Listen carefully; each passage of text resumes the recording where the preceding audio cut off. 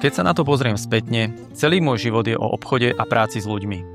Začínal som úplne od nuly, od door-to-door predaja. Postupne som sa dostal k manažerským pozíciám, viedol som týmy aj prevádzky s desiatkami ľudí. A niekde v tom všetkom som si uvedomil, že chcem robiť niečo, čo má väčší zmysel. Niečo, čo ľuďom reálne mení život. A tak som sa v roku 2021 rozhodol pre reality.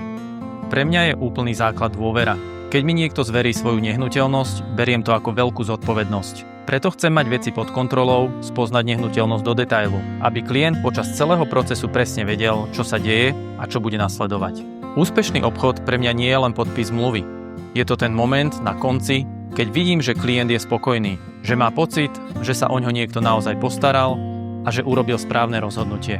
Luka Doren pre mňa nie je len značka. Je to prostredie profesionálnych a zapálených ľudí, ktorí majú rovnakú víziu, robiť reality poctivo, osobne a na najvyššej úrovni. Zároveň mi dáva priestor rásť, pracovať po svojom a mať za sebou silné zázemie a podporu tímu.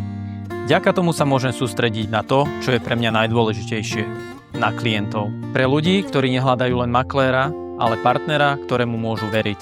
Ak chcete pokoj, jasnú komunikáciu a pocit, že ste v dobrých rukách, myslím si, že si budeme rozumieť. Možno to znie jednoducho, ale po úspešnom obchode si s klientmi rád zájdem na kávu či dobré pivo. Samozrejme, ak majú chuť. Pre mňa to nie je len o obchode, ale o vzťahoch.